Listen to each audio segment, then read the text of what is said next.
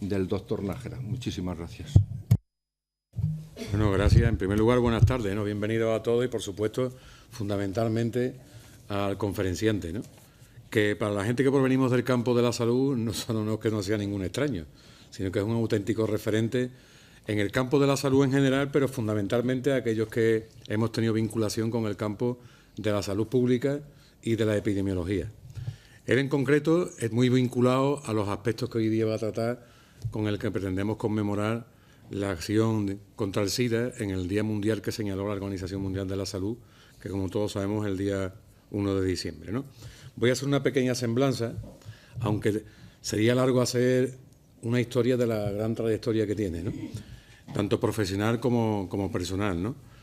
Rafael Nájera es natural de Córdoba, nació en el año 38, es doctor en Medicina y máster en Ciencias y Virología por la Universidad de Birmingham y fue el promotor, junto con su hermano Enrique, que tuve el placer de conocer como alumno en la Facultad de Medicina de Sevilla y que fue quien inoculó en muchos de los médicos que estudiaban en aquel momento en la capital andaluza, precisamente la inquietud por un campo que estaba algo abandonado por lo que fue el régimen anterior y que empezaba a dar los primeros pasos y salía del bostezo en el que había estado prácticamente durante muchos años, ¿no? Muchos de aquellos profesionales que tanto él como su hermano enseñaron como profesores se dedicaron después, repartidos por la geografía española, al campo de la gestión directa de los servicios o bien al campo de la prevención, la promoción, etcétera, ¿no? Bueno, pues ambos dos impulsaron una entidad de gran prestigio a nivel mundial como es el Instituto de Salud Carlos III, que es un centro de referencia en el campo de la salud pública y la investigación en España. Ha sido profesor asociado de Virología en la Facultad de Medicina de la Universidad Autónoma de Madrid, oficial médico en la Unidad de Virus de la Organización Mundial de la Salud en su sede en Ginebra, director del Centro Colaborador de la Organización Mundial de la Salud para investigación, referencia y formación en la caracterización molecular del VIH y contribuyó a la erradicación de una enfermedad que tenía un impacto importantísimo en España, como fue en aquella época la poliomielitis, y al conocimiento en la epidemiología molecular y la recombinación genética en VIH. Ha descrito junto con su grupo de trabajo y de investigadores 9 virus recombinantes nuevos de los 55 que hoy día se conocen. Es decir, una trayectoria genéricamente hablando en el campo de la salud pública y la epidemiología muy importante, pero también muy directamente vinculado en concreto con lo que es el motivo de la conferencia de hoy día, ¿no? Pues darle de nuevo las gracias. Seguro que vamos a disfrutar de los conocimientos que nos va a transmitir y cuando quiera, profesor Nájera.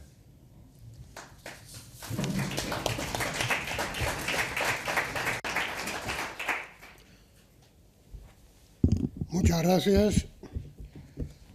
Quiero agradecer muy sinceramente a las personas que han mediado en esta invitación, el diputado autonómico doctor Freire, así como la secretaria doña Luisa Carcedo y, por supuesto, al vicepresidente de esta Comisión de Sanidad del Senado, don Francisco Fernández, como al senador Juan Carlos Rato por sus amables palabras al presentarme.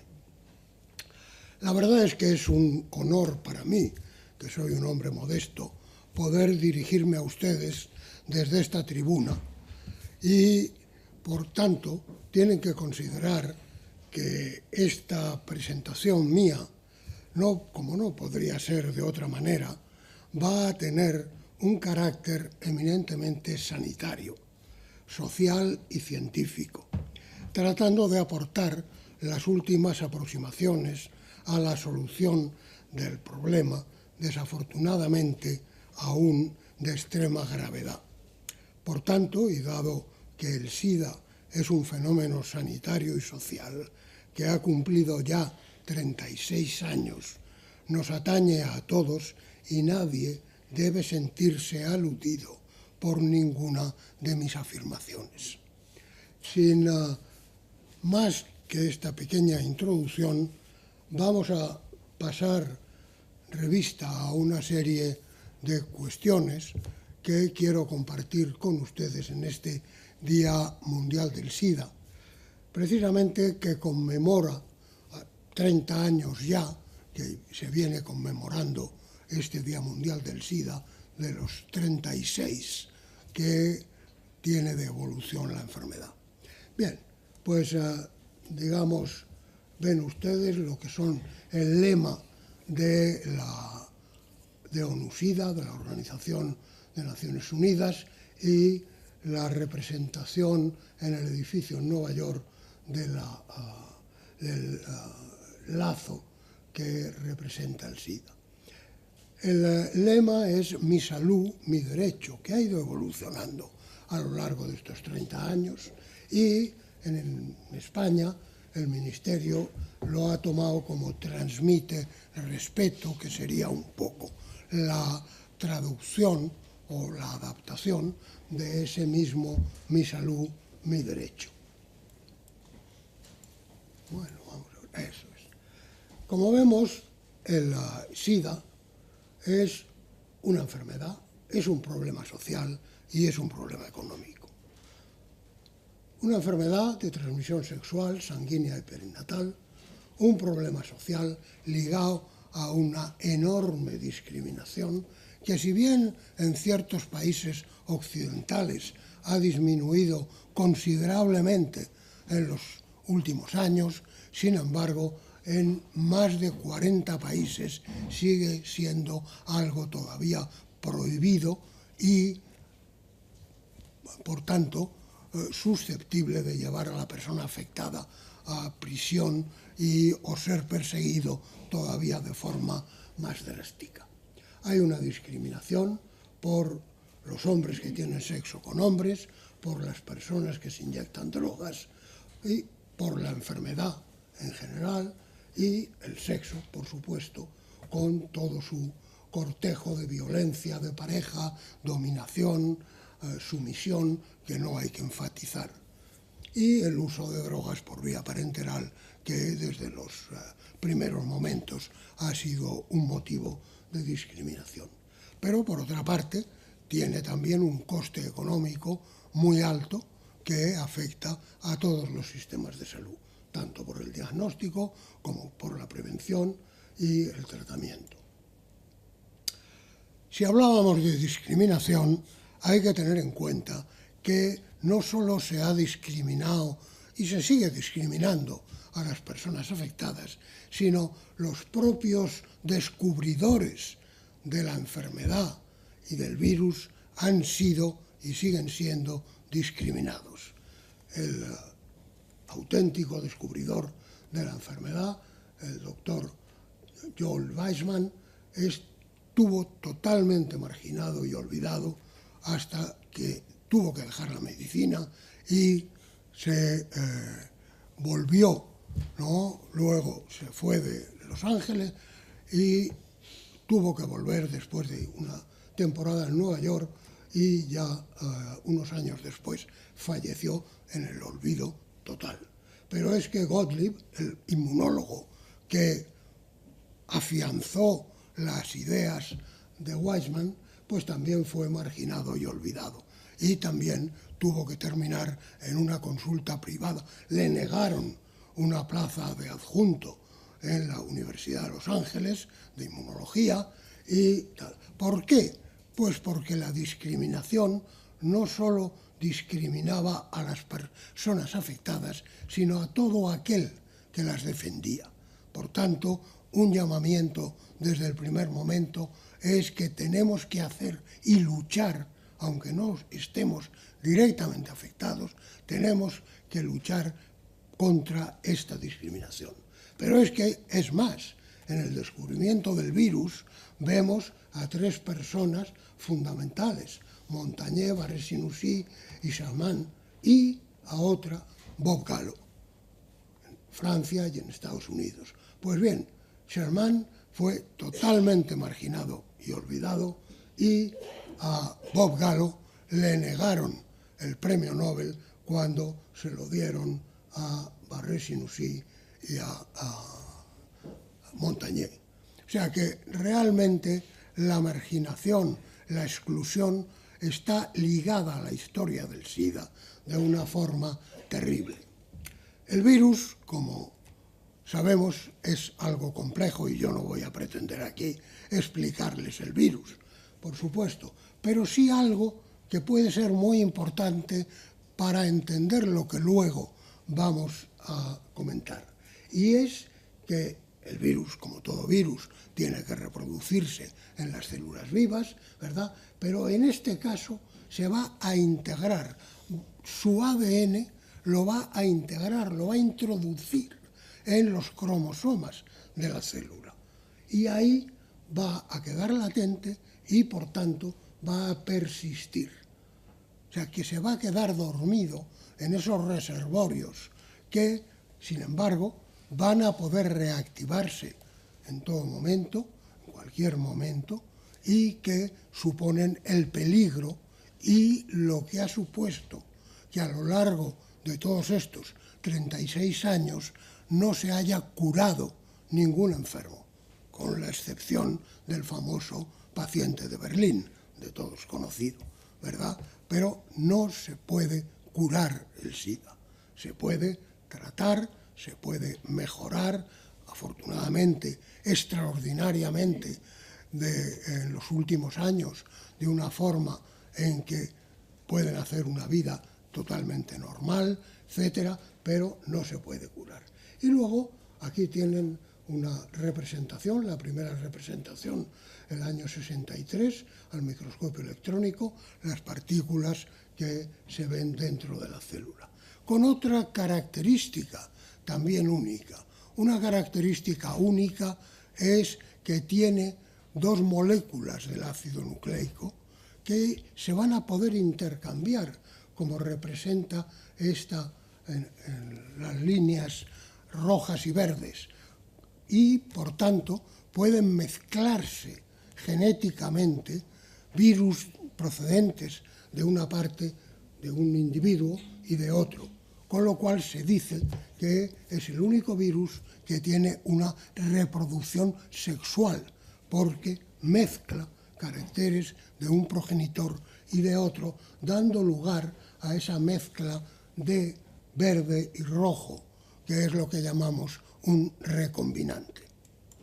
Pues bien, el virus va a entrar en la célula, se va a integrar en el cromosoma de la célula y luego va a salir y va a producir partículas nuevas. Pero aquí lo fundamental es que queda integrado, que queda latente en los reservorios y que la persona infectada va a seguir siendo potencialmente infecciosa durante el resto de su vida. Sin embargo, y aquí viene algo optimista, hoy día tenemos la capacidad de hacer que esa persona no sea infecciosa. Hombre, esta no la había puesto yo, esta diapositiva. Es un enlace, te ha cogido un enlace. Bueno, vamos a ver si no me coge otro. Bien, como decíamos, el virus, ¿no?, puede llegar a la célula, pero puede reinfectarse ese individuo. Hasta hace unos años se pensaba que no, ¿verdad? Pero se puede reinfectar. Y entonces se puede reinfectar en el primer momento, ¿no?, o a lo largo del tiempo, lo cual es un riesgo muy importante, porque una persona que está infectada y, sin embargo, bien controlada desde el punto de vista médico, si se reinfecta con un virus que es resistente a los medicamentos o que tiene una mayor virulencia, pues va a eliminar a esta persona de su control y hacer que vuelva a progresar la enfermedad. Ahora bien, como comentábamos, desde el momento que la persona se infecta, tenemos de 1 a 6 meses en los cuales el virus va a poder ser controlado por el tratamiento si la persona es adherente, si cumple bien el tratamiento. Una vez que ha llegado a controlar, esta sería la línea de detectabilidad del virus, cuando ya pasa a ser no detectable, pues puede estar varios meses si se mantiene bien tomando la medicación. Pero en el momento en que deje de tomarla, va a volver a aparecer el virus. O sea que esto es fundamental. Pero todo esto permite establecer hoy lo que los ingleses llaman el UU, undetectable, ¿no? Uninfectable, que sería, si no es detectable el virus, quiere decir, si está bien controlado, no es transmisible, lo cual es fundamental, porque por primera vez podemos hacer que las personas se mantengan durante tiempo, no sabemos todavía cuánto, pero suponemos que todo el tiempo, mientras dure una buena terapéutica, se van sin que haya riesgo ninguno. Esto es lo que ha dado lugar a programas muy efectivos en prevención, muy recientes, que supongo que se pondrán en marcha en España o en algunas autonomías en el momento más oportuno. Es el London Do It, que sería Madrid, hazlo. No esperemos, sino hazlo, ¿verdad? Y esto es la reducción de infectados, y esto es tremendamente novedoso y eficaz, del 80% en una serie de clínicas que son las del 56 Dean Street en Londres, que han logrado una reducción del 80% de los nuevos infectados, ¿verdad? Esto en un país como nosotros, donde tenemos todavía una alta tasa de infección, pues es fundamental que lo tengamos en cuenta. ¿Y cómo se ha conseguido?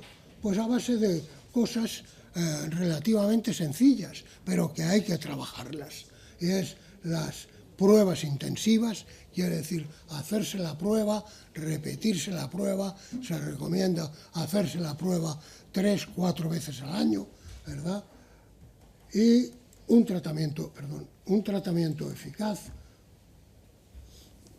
como vuelvo para atrás, no, bueno, un tratamiento eficaz y una profilaxis preexposición, que es una de las grandes medidas que ya se han adoptado en muchos países, que están dando un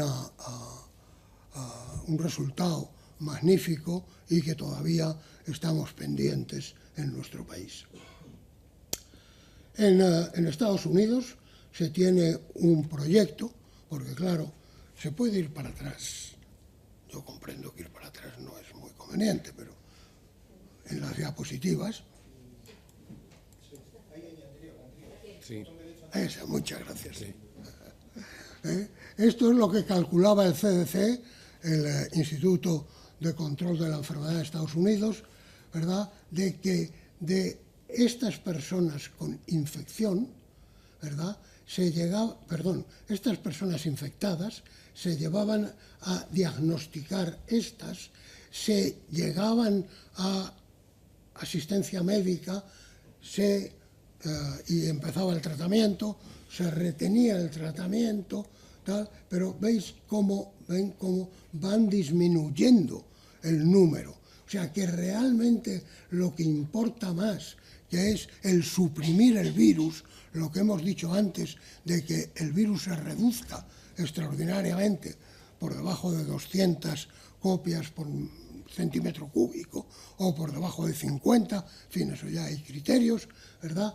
Pero no llegaba más que a un 30, un veintitantos, un 30% hace pocos años. Hoy día, afortunadamente, ya va mejorando el tema, pero no pasan de cerca de un 60%. O sea que todavía hay un 40%, que quiere decir la mitad de los afectados, que no tenemos seguridad de que tengan el virus controlado y, por tanto, no solo que les afecta a ellos, que siguen progresando hacia el desarrollo de la destrucción de su sistema inmune, sino que además son infectantes, son transmisibles para otras personas y además en la mayor o en una gran proporción de casos sin saberlo.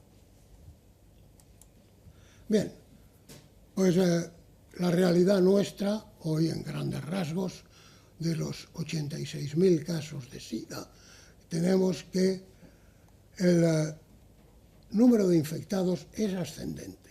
Hay que pensar que si se ven algunas cifras, pues hay que terminar de observar en 2014 por el retraso en la notificación, ¿verdad? Entonces no vale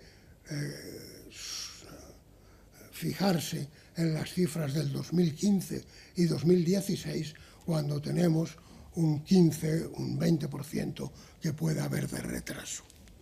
Entonces, si vemos esto, nos encontramos con que estamos progresando en las tasas de infección con unos 4.500 casos anuales, lo cual es una tasa muy alta, ¿no?, en nuestro medio.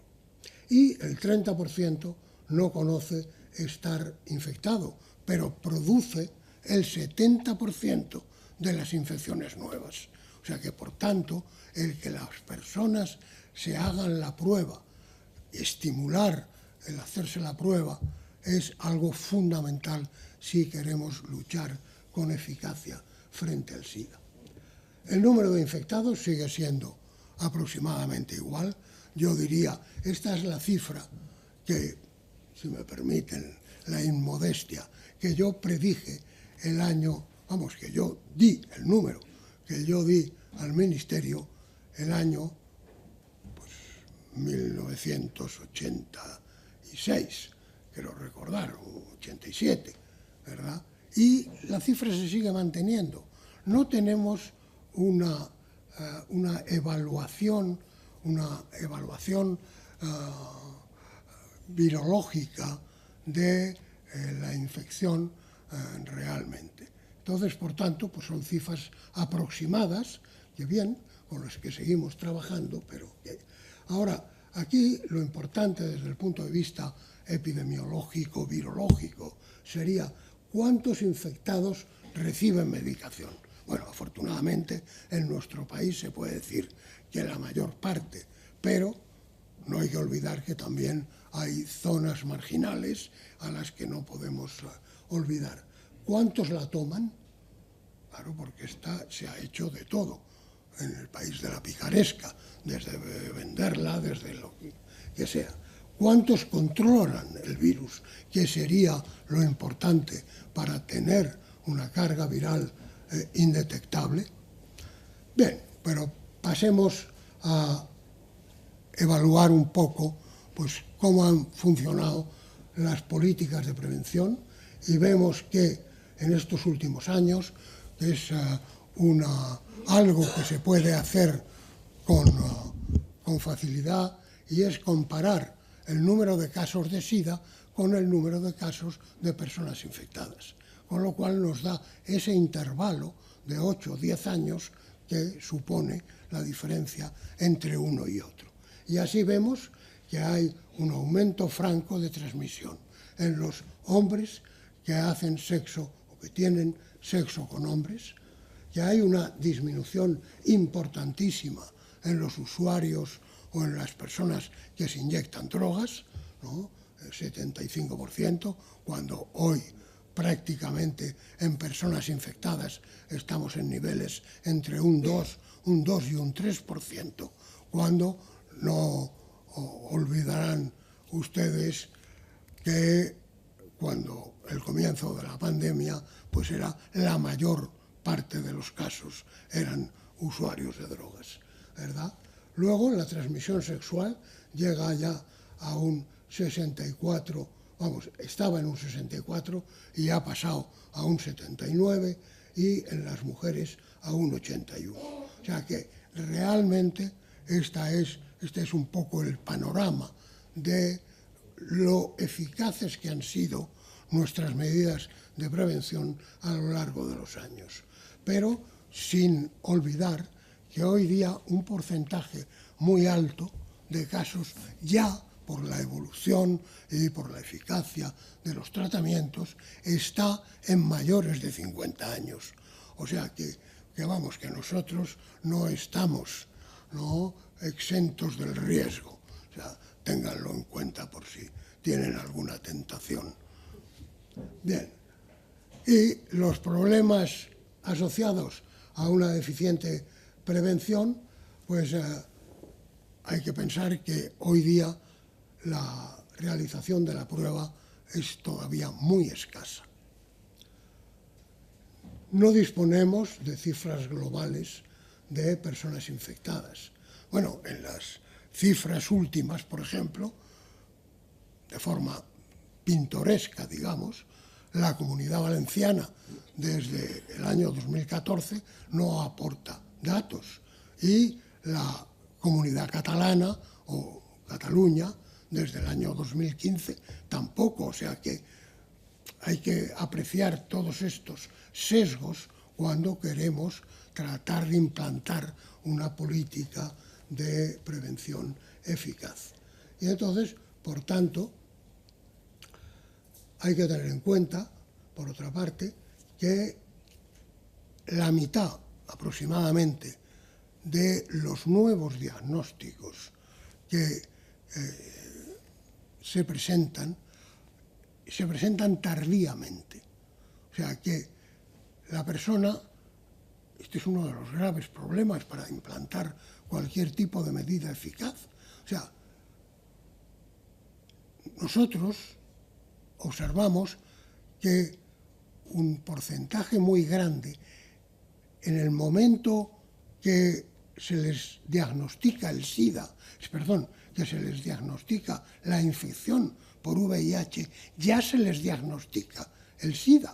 O sea, quiere decir que como la diferencia entre infección y enfermedad son sin tratamiento de 8 a 10 años, son personas que han acudido al sistema sanitario 8 o 10 años tarde.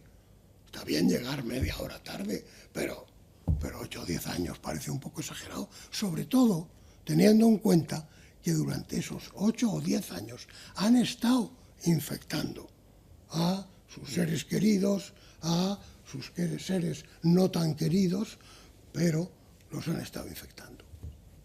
Entonces, esto, hay, por ejemplo, una frase de hay que resolverlo para una prevención eficaz. Si no, pues seguimos hablando de las rutinas, ¿verdad? Pero hay una frase de la Declaración de Melbourne que es no dejar atrás a nadie.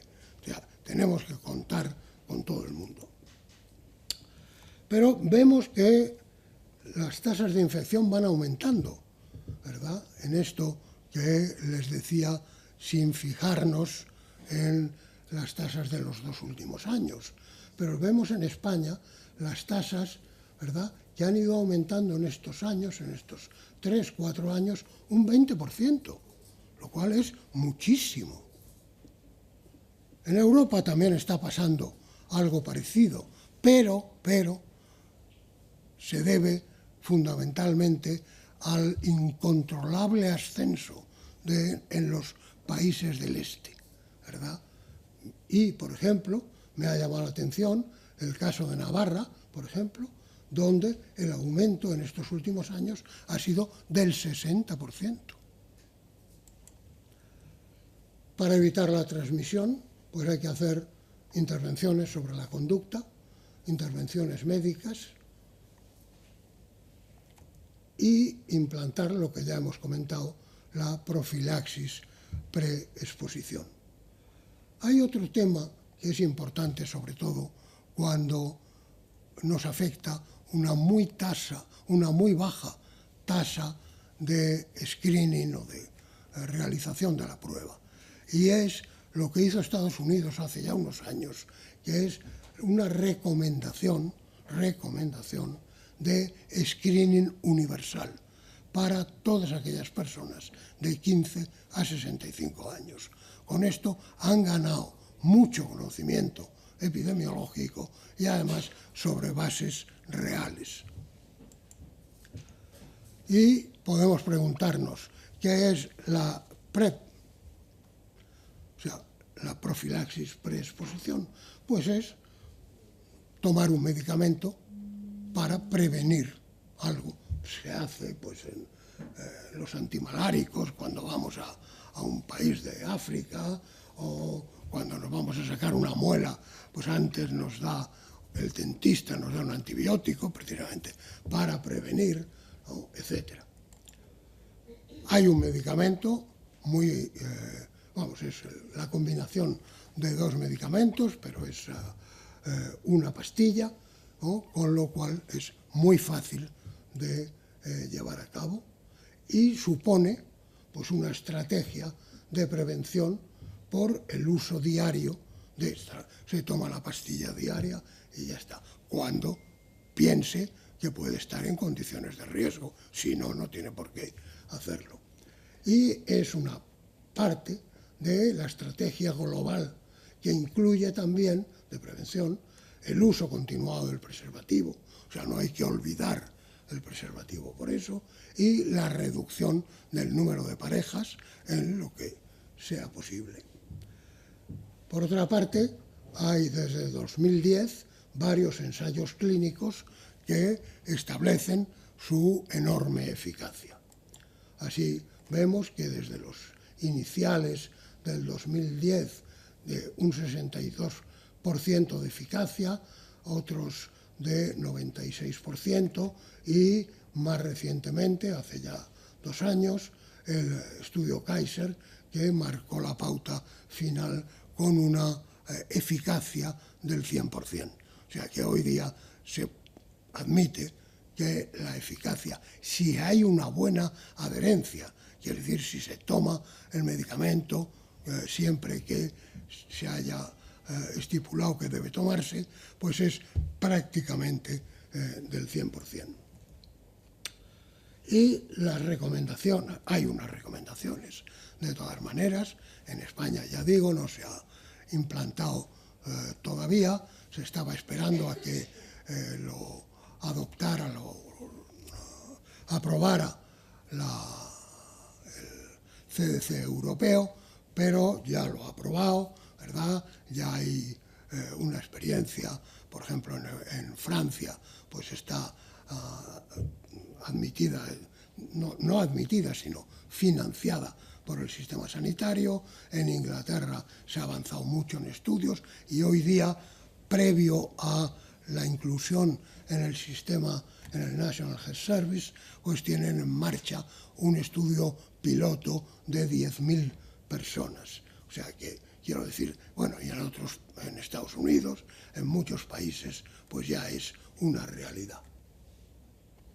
Pero hay que hacer una serie de controles, por ejemplo, para saber la función renal, es importante, el que sea seronegativo y que no tenga prácticas de alto riesgo, la realización de pruebas de hepatitis B y ETS, que no esté embarazada, y tomar la dosis de Truvada, que es la que se recomienda.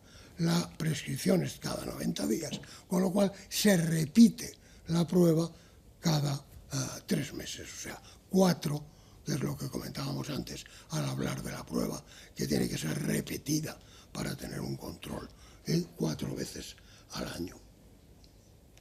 Y la iniciativa 90-90-90, que ya viene por parte de ONUSIDA y de la OMS, ya viene desde julio del 2014, pues es tratar de conseguir en ese plan de, más bien teórico diríamos, de eliminar el VIH, la transmisión, por lo menos para el año 2030, pues ir reduciendo pues las personas que no saben que están afectadas, el que ver las personas que son seropositivas, ver las personas que están en tratamiento y, por tanto, pues el avanzar hacia el control de la enfermedad.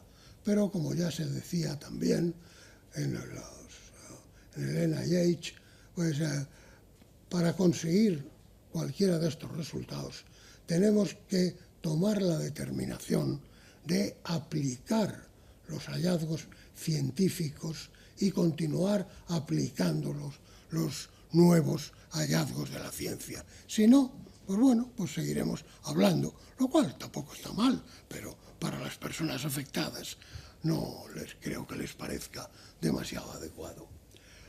Ya casi para terminar, los 10 objetivos para ver la falacia de muchas de las afirmaciones y lo cuidadosos que tenemos que ser en nuestros proyectos. Y es los objetivos que se planteó NUSIDA para el 2015, reducir la transmisión sexual a la mitad, la transmisión vertical, el acceso al tratamiento y la mitad de las muertes por tuberculosis, ¿no?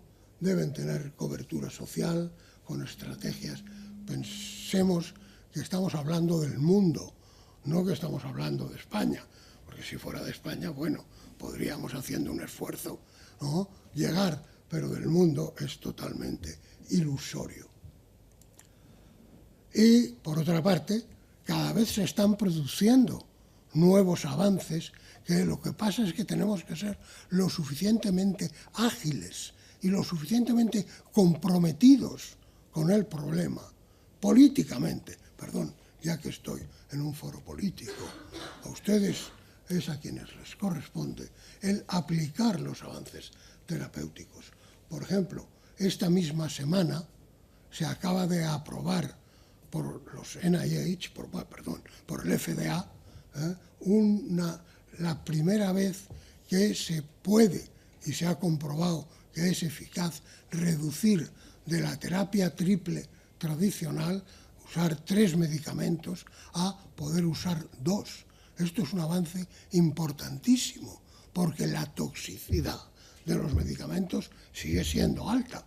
Y, por tanto, si en vez de 3 medicamentos podemos dar 2, va a ser un avance espectacular. Hay una serie, el medicamento en este momento se llama el Juluca y es dolutegravir maribipirine, ¿verdad? Pero, muy bien, ya un minuto, no, menos, 30 segundos, si me permiten, para nada más que analizar los avances en la vacuna, ¿verdad? Como ven, prácticamente todo es la historia de fracaso tras fracaso, ¿no? Aquí hay uno, exclusivamente, el ensayo de Tailandia, que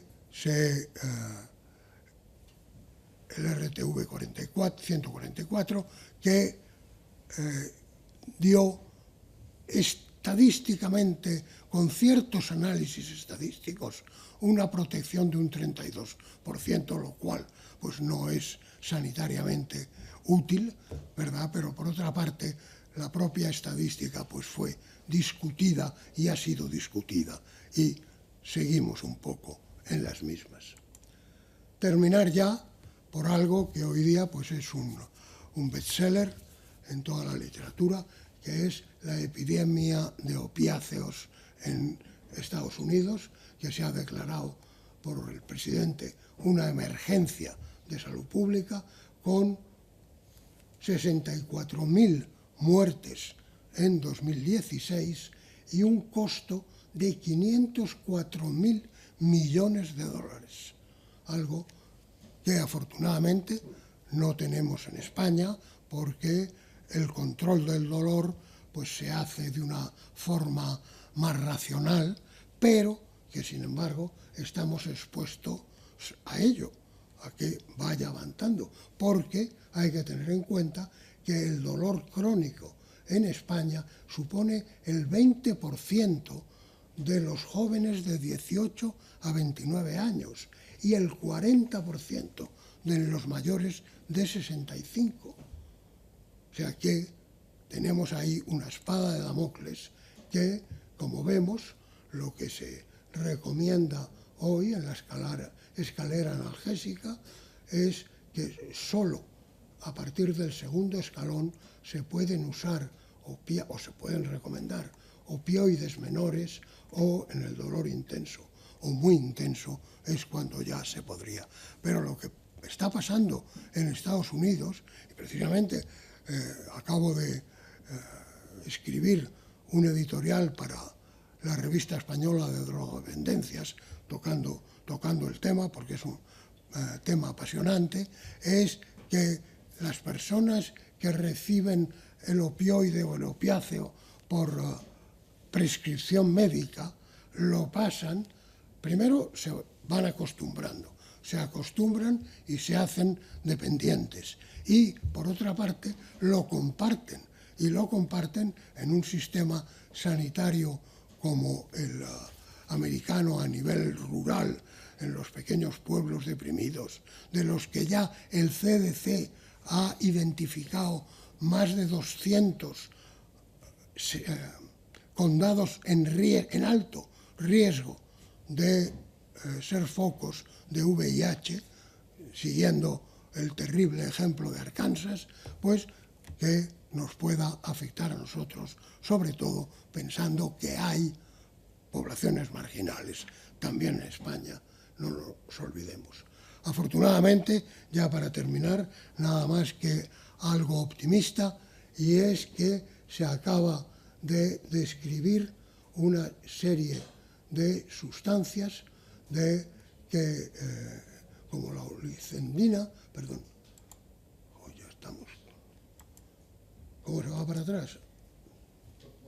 Sí, en el botón de aquel lado, en el derecho. Derecho. Sale una ventanita y pone allí anterior. Sube arriba, Sí. anterior, ahí. Es que ya no oigo, Sí, sí. no veo, no, perdónenme Pero eso ustedes. nos pasa a todos, imagínate. Bueno, pero a unos más que a otros, ¿no? Bueno, pues como ven, un nuevo opiáceo, pues en vez de, como es los opiáceos clásicos, que actúan tanto sobre el potencial analgésico como deprimiendo los centros respiratorios, que es por lo que se mueren las personas con sobredosis, porque se deprimen los receptores de los centros respiratorios y terminan asfixiándose. Y entonces el reto ha sido tratar de separar el efecto opiáceo del efecto depresor. Y eso ya se ha conseguido con este nuevo medicamento, la ocendina, ¿verdad?, que probablemente venga a mejorar este problema, gran epidemia de opiáceos, de muertes por uso de opiáceos en Estados Unidos. Por otra parte, hay otra molécula que está todavía, porque la anterior está ya en fase de registro y esta está todavía en fase menos avanzada, pero esto es de noviembre, de este noviembre. Y entonces sería quitar esta vía, tratar de anular esta vía para llevar a la vía de la analgesia exclusivamente, sin la depresión del sistema respiratorio. Nada más y muchas gracias.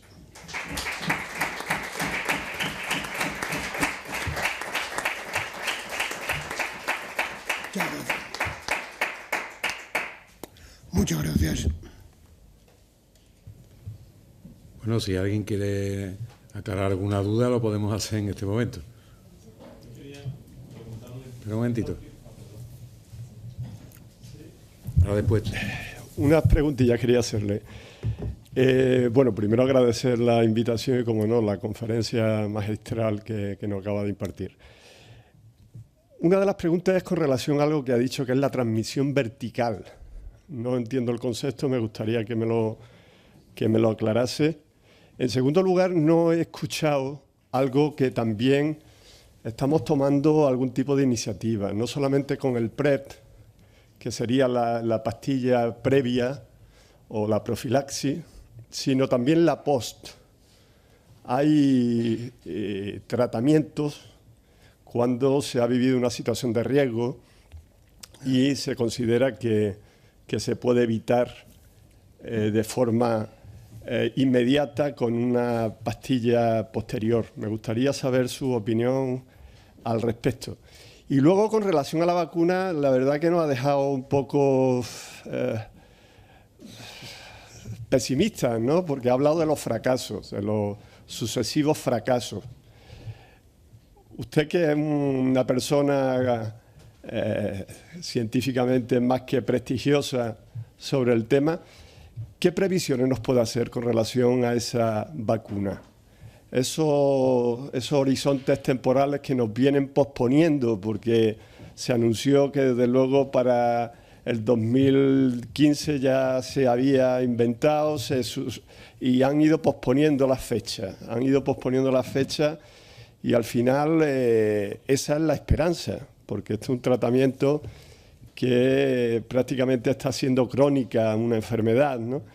Pero que la esperanza es la vacuna. Y quiero decir algo que va un poco en consonancia con esos datos que ha dado.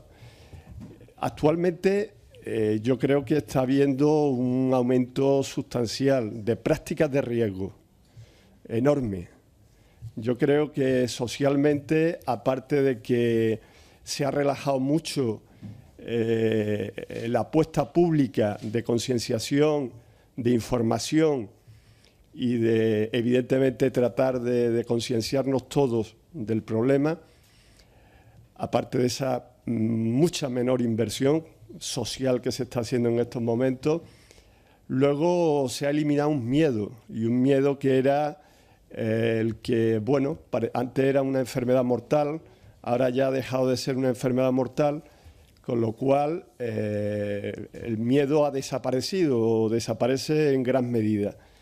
Esto justamente lo que requeriría es un esfuerzo mayor, porque el miedo antes, hasta cierto punto, condicionaba muchísimo a los comportamientos de riesgo que se podían dar. Y luego se ha dado otra circunstancia, aparte de esos comportamientos, y también no se ve en la estadística. Yo creo que cuando se dice que la drogodependencia ha reducido sustancialmente la drogodependencia porque era fundamentalmente heroína. La heroína está volviendo a consumirse ahora. Últimamente hay un rebrote, ha habido un periodo de la última década donde el consumo de heroína se redujo mucho porque se consideraba una droga sucia,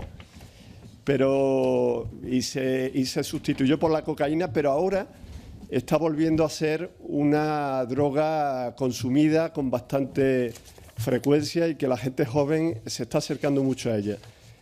Esto quiere decir, independientemente también por las relaciones principalmente homosexuales, que el rebrote se va a ver en muy poco tiempo, pero además un punto de inflexión que ha empezado ya, pero que probablemente en los próximos años nos daremos cuenta que desde luego la situación ha cambiado a mucho peor, por prácticas sin ningún tipo de condicionantes y prácticas de riesgo, pero por otra parte por esa eliminación de ese miedo al desaparecer lo de mortal que tenía el VIH y que evidentemente condicionaba mucho las prácticas de todo tipo, ¿no?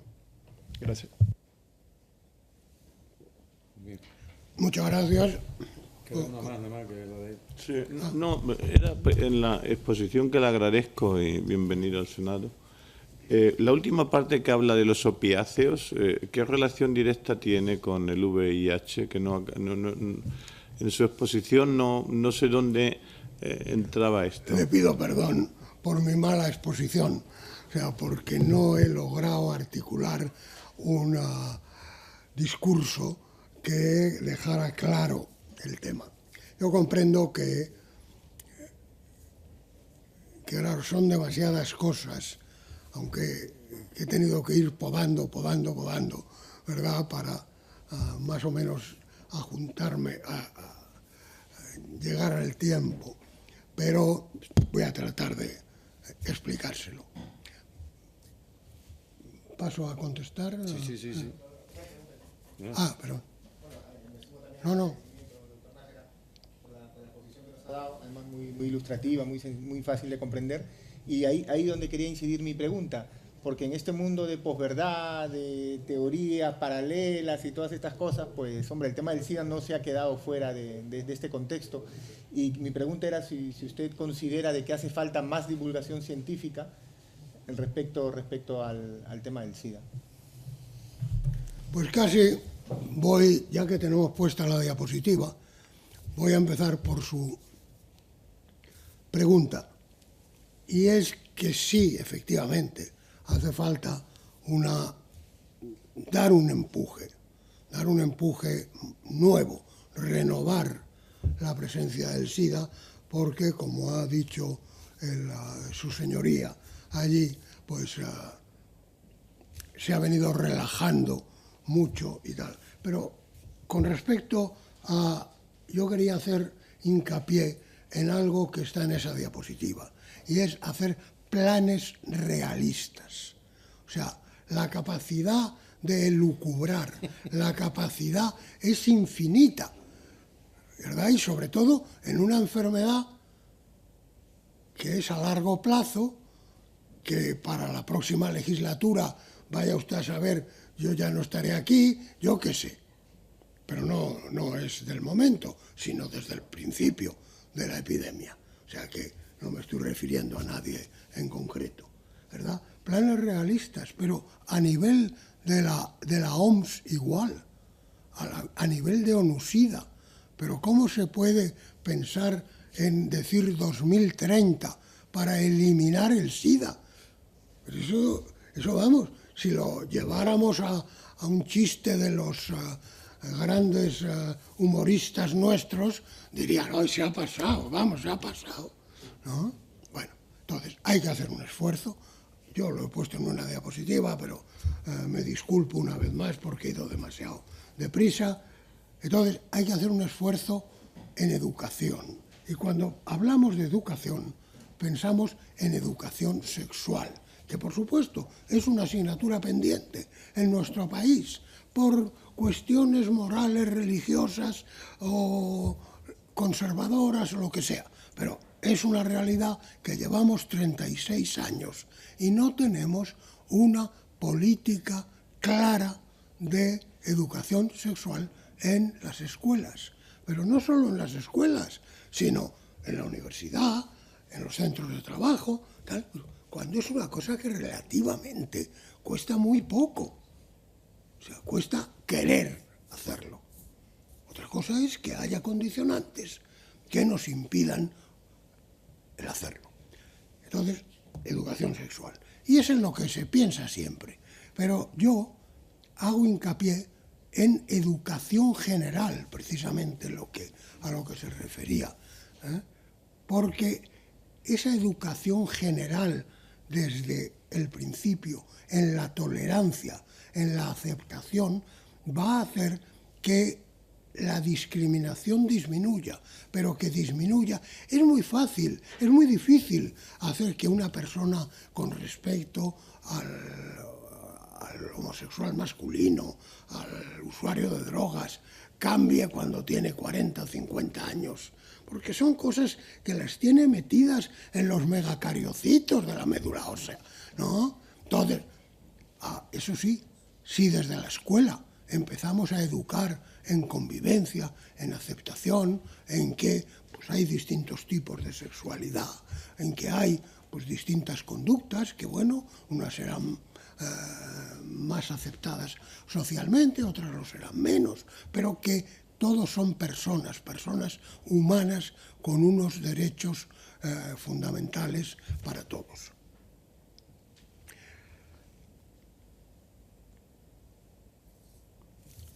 Ya no me acuerdo de lo que me había preguntado usted. Perdón, sí. Bien.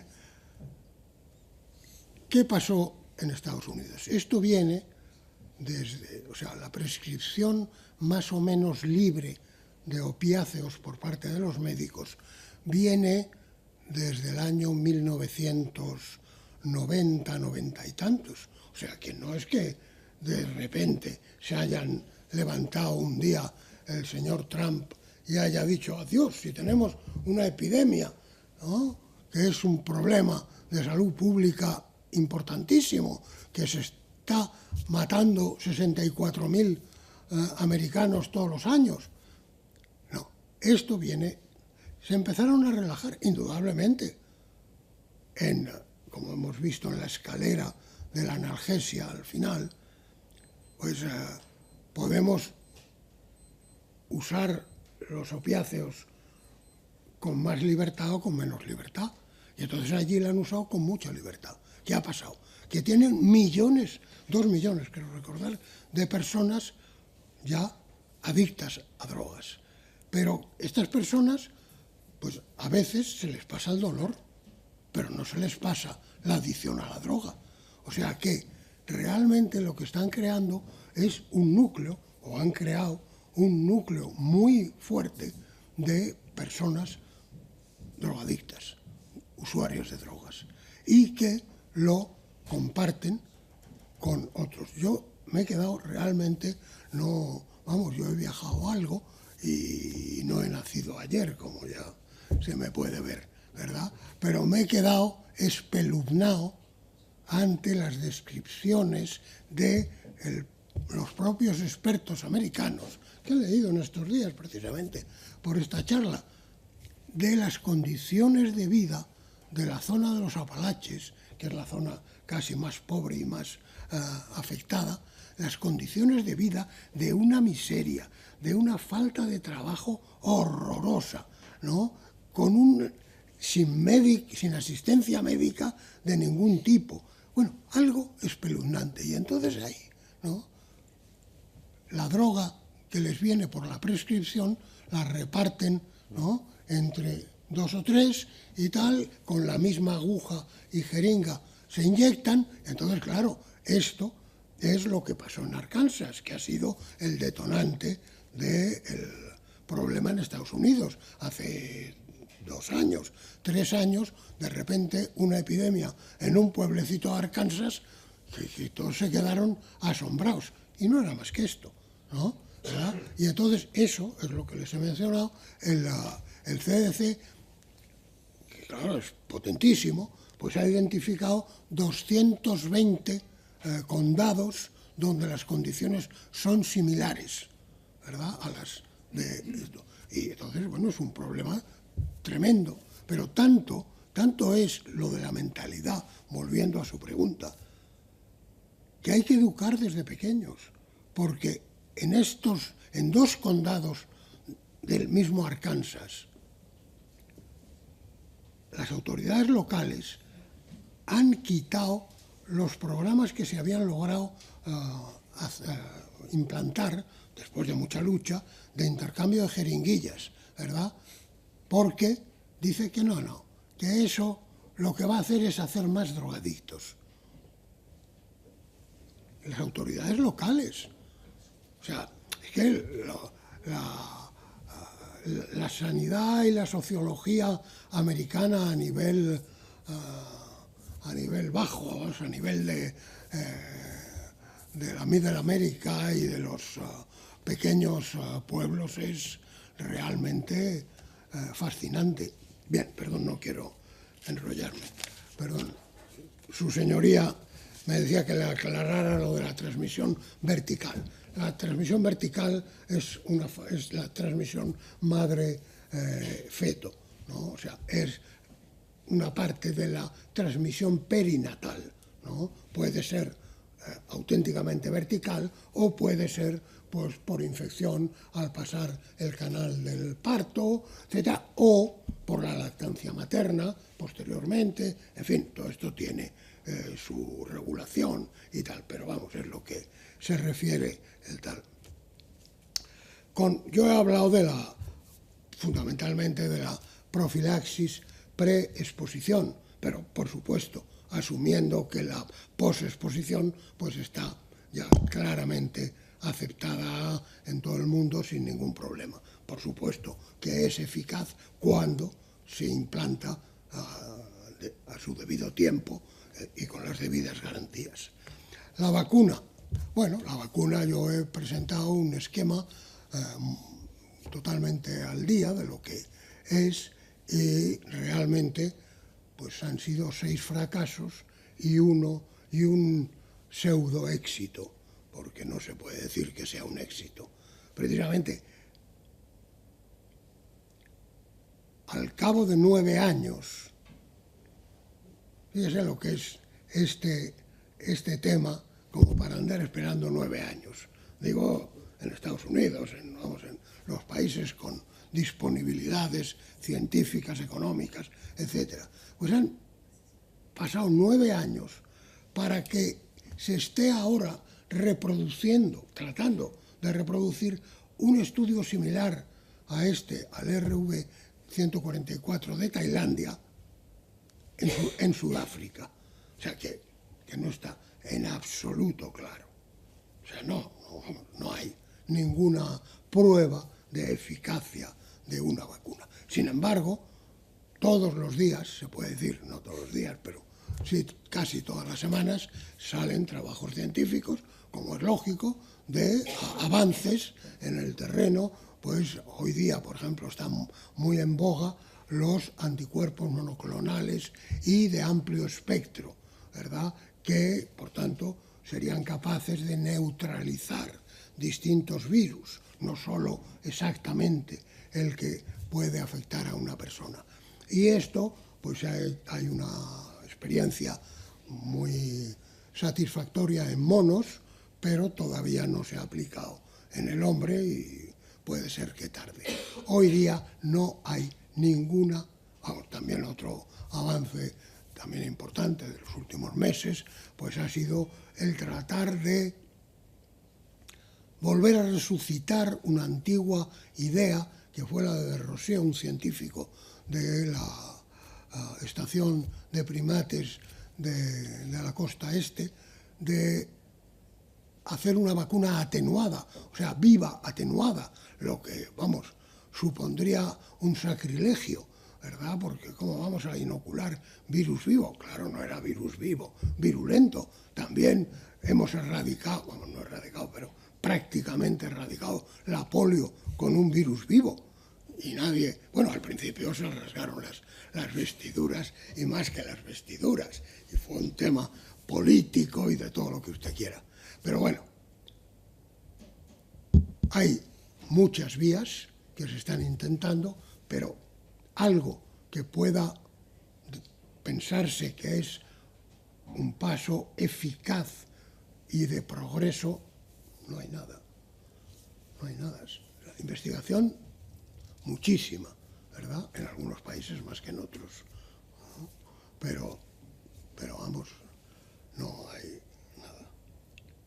El aumento de las prácticas de riesgo, pues sí, efectivamente, están aumentando y la prueba es la enorme influencia, vamos, la enorme incidencia de casos en hombres que tienen sexo con hombres, que fundamentalmente es donde se ha expandido más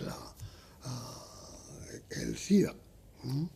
Y, por supuesto, el miedo es malo, claro que es malo, pero también tiene su parte de bueno, ¿no?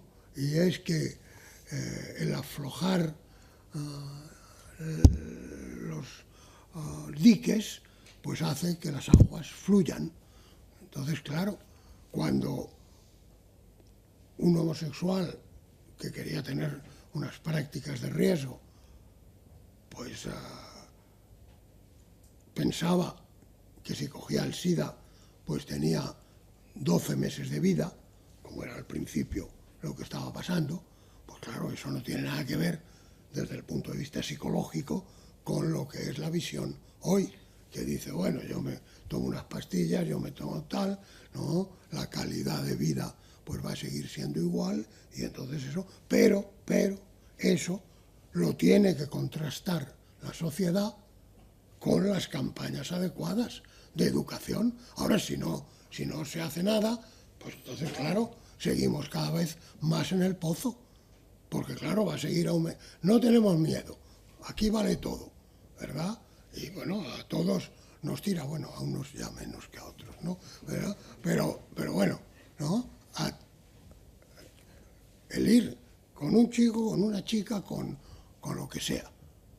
Pero claro, si no hay un mensaje claro que haya llegado para decir, oye, que si es que hoy día tenemos medidas por las cuales en Estados Unidos se está recomendando que en esa fase donde ya se ha consolidado el que el virus está controlado, tengan sexo sin protección. O sea, se está hasta recomendando. Claro, tiene otros inconvenientes, y es que no protege frente a otras enfermedades, etcétera, etcétera. Pero en parejas que tengan una cierta confianza, etcétera, pueden tener riesgo sin preservativo.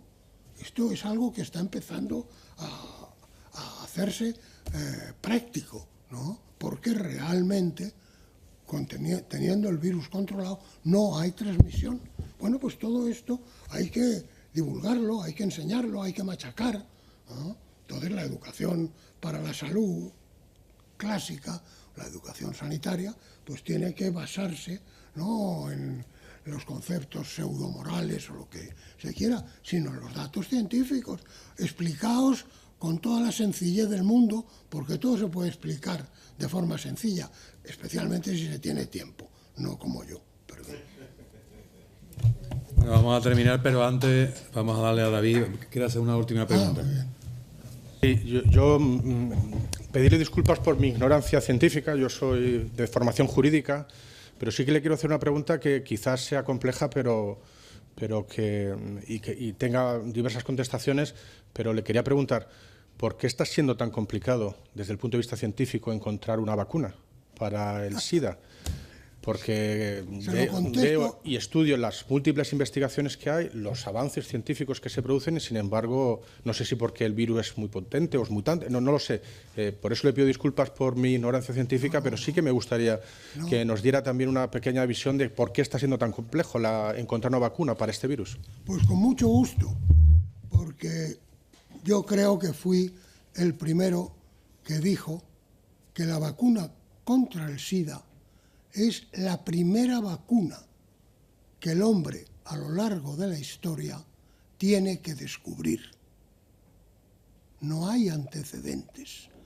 Todo el resto está basado ya en la histórica observación nada menos que de Tucídides en el siglo IV antes de Cristo, que ya en la descripción de la historia de la guerra del Peloponeso observó, vamos, posiblemente no observó él, pero personas observaron, y él lo escribe en la historia de la guerra del Peloponeso, que la persona afectada de la peste, que cuidaba a los enfermos y no moría, estaba protegida. Podía seguir cuidando enfermos porque no iba a ser afectada por la enfermedad. O sea que es la primera observación de que la enfermedad producía una protección. ¿Está claro? Pues en eso se basa el desarrollo de todas las vacunas hasta este momento. Todas las vacunas se basan en que bien por el virus, bien por el virus vivo, por el virus muerto, bien por proteínas del virus, bien por DNA,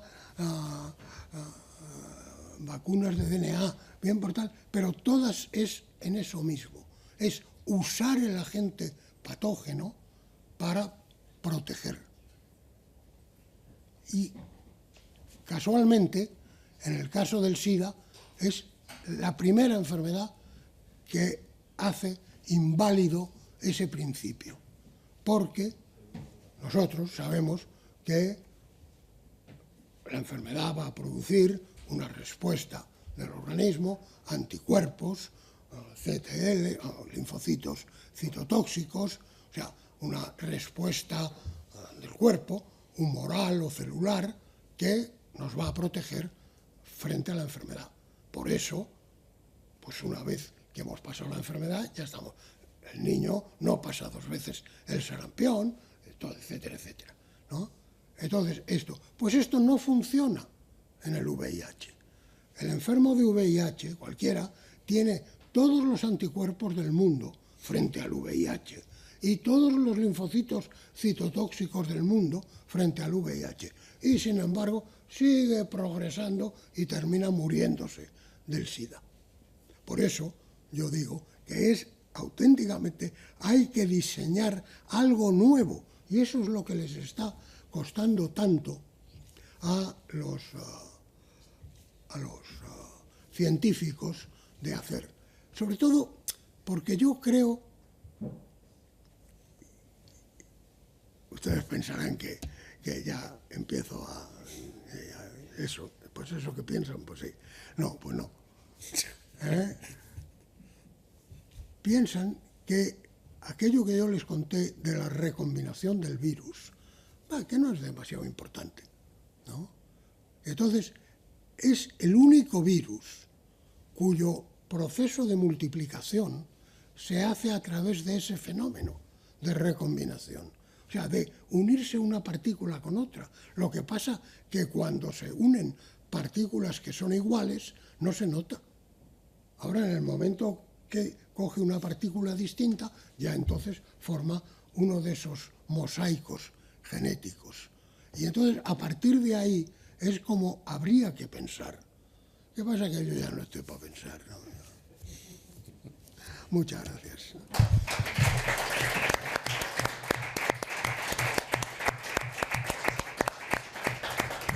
Bueno, le damos las gracias al doctor Nájera, profesor, y además tendremos que estar atentos a impulsar iniciativas, teniendo en cuenta que las alertas estas que hoy se han encendido en su conferencia ya vienen también planteando algunas organizaciones que trabajan en el campo, organizaciones sociales, que tienen conocimiento, estamos al día de la evolución, ¿no? Y de alguna forma, pues aquí es nuestra obligación también, recuperar y retomar un poco la atención, es lo que en su momento se hizo, ¿no? Efectivamente.